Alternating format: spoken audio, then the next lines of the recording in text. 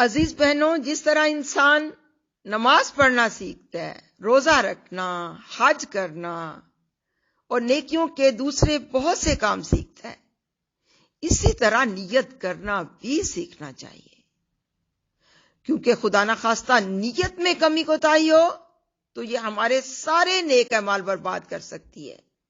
اسی لیے یحییٰ بن کثیر رحمۃ اللہ علیہ فرماتے ہیں کہ نیت کرنا سیکھو، اس لیے کہ یہ عمل کرنے سے زیادہ اہم ہے۔ گویا نیت کرنا بھی سیکھنے کا ضروری اور اہم ترین عمل ہے۔ اب ہمارے ساتھ مسئلہ یہ بھی ہوتا ہے کہ ہم اکثر بد نیت نہیں ہوتے، بس بے نیت ہوتے ہیں۔ کوئی کام کر رہے ہیں، کیوں کر رہے ہیں، کس لیے کر رہے ہیں، کوئی سوچ ہی نہیں ہوتی۔ اس لیے کام کی برکت اور قبولیت کے لیے دعا کی بھی ضرورت اور احساس نہیں ہوتا۔ گویا بس خالی الذہن ہو کر ایک لگی بندی روٹین کے تحت چلتے چلے جا رہے ہیں۔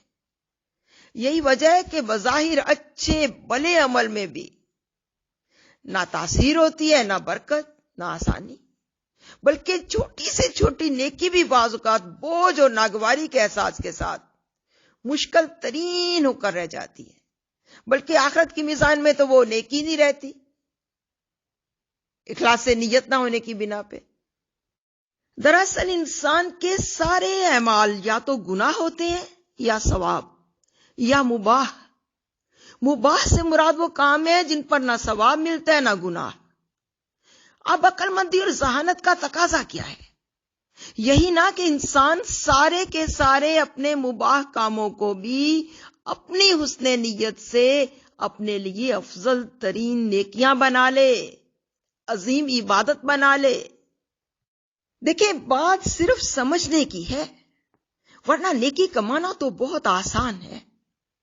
مثلا وہ سارے کام جو ہم پہلے ہی کر رہی ہوتی ہیں، وہی اگر حسن نیت اور شریعت کے مطابق کریں گی تو عبادت بن جائیں گے۔ مثلا ایک خاتون خانہ کی حیثیت سے کوکنگ تو ہمیں کرنا ہی ہوتی ہے، اب اگر وہی حسن نیت سے کریں گی تو عبادت بن جائے گی، بشرطے کہ افراط و تفریط سے ہٹ کر ہو، اللہ سے غافل نہ کرتے۔ نبی کریم صلی اللہ علیہ وسلم نے بھی فرمایا کہ میں اور ملگجے بالوں والی قیامت کے دن ایک دوسرے کے ساتھ ہوں گے۔ ملگجے بالوں والی سے مراد ہے کوکنگ کرنے والی خاتون، کیونکہ اس دور میں لکڑیاں جلا کر کوکنگ کرتے تھے نا، جس سے بالوں میں دھویں سے سیاہی آ جاتی تھی۔ تصور کریں کہ نبی کریم صلی اللہ علیہ وسلم نے کوکنگ کرنے والی خاتون کا درجہ کتنا اعلیٰ و افضل رکھا کہ اس عمل کی وجہ سے اسے اپنی قربت کی خوشخبری سنا دی۔ خود سوچے میری عزیز بہنوں، اس حدیث کو پیش نظر رکھتے ہوئے اگر ہم کوکنگ کریں گی تو یہ ہمارے لیے کتنا عظیم کام بن جائے گا۔ اسی طرح گھر کی صفائی ستھرائی ہے۔ اسلام نے صفائی کو بھی نصف ایمان قرار دی ہے۔ گویا صفائی ستھرائی کا بھی سارا کام نیکی اور عبادت ہے، بشرطے کہ نیکی سمجھ کر ہو، اور اللہ کے احکامات یعنی نماز، قرآن، اللہ کی یاد، جہاد، حقوق العباد وغیرہ سے غافل نہ کر دے۔ پھر انسان ہونے کے ناطے سے ضروریات زندگی ہیں، سونا، جاگنا، کھانا، پینا، دھونا، نہانا، یہ سب کے سب ہماری روزمرہ زندگی کا حصہ ہیں، اور اچھا یا برا ہر انسان انہیں کرتا ہے، مگر اسلام انہیں نفس کے حقوق سے تعبیر کرتا ہے۔ اب یہی کام اگر اللہ کی یاد کے ساتھ ساتھ مسنون طریقے سے اور نیک نیتی سے ہوں تو نیکی ہی نیکی اور عبادت ہی عبادت ہے، چاہے باتھ روم میں جانا ہی کیوں نہ ہو۔ مسلم کی روایت ہے کہ رسول اللہ صلی اللہ علیہ وسلم سے عرض کیا گیا، یا رسول اللہ صلی اللہ علیہ وسلم، کیا ہم میں سے کوئی اپنی شہوت پوری کرے تو اس پر بھی اس کا اجر ملے گا؟ فرمایا، کیا خیال ہے، اگر آدمی اس کو حرام جگہ استعمال کرے تو اس کو گناہ نہیں ہوگا؟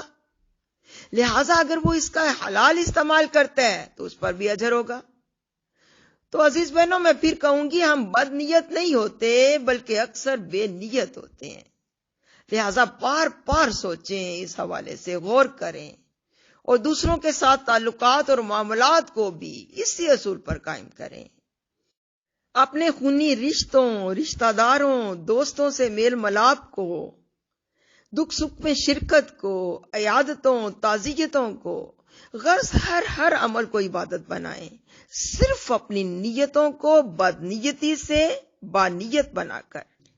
اس کے لیے شوری کوشش کریں، نیتوں کو خالص کرنے کے لیے، عدلے بدلے کی روش سے ہٹ کر بے لوث نیتوں کی کوشش، صرف اللہ کی رضا و خوشنودی کی نیت۔